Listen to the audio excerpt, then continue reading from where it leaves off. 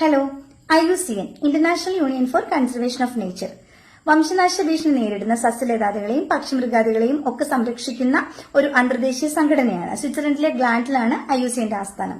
IUCN ജീവികൾക്ക് എത്രമാത്രം അവർ വംശനാശ ഭീഷണിക്ക് അവര് ഇരയാണ് എന്നതിന്റെ അടിസ്ഥാനത്തിൽ ഒരു 7 കാറ്റഗറി ആയിട്ട് ജീവികളെ തിരിച്ചുകൊണ്ട് റെഡ് ഡേറ്റ ബുക്ക് പ്രസിദ്ധീകരിച്ചിട്ടുണ്ട്.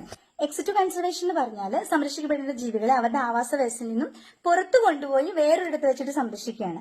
എക്സാമ്പിൾ നമ്മുടെ ബൊട്ടാണിക്കൽ ഗാർഡൻ, സൂ ഒക്കെ. ഇൻസിറ്റു കൺസർവേഷൻ എക്സാമ്പിൾ ആണ് വന്യജീവി സങ്കേതങ്ങളും നാഷണൽ പാർക്കും ഒക്കെ.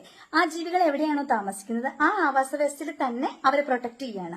ഓക്കെ, അങ്ങനെ കേരളത്തിലെ ഏറ്റവും വലിയ നാഷണൽ പാർക്കായ ഇരവികുളം നാഷണൽ പാർക്കിലെ ഒരു സംരക്ഷിത മൃഗമാണ് നീലഗിരി താറ്.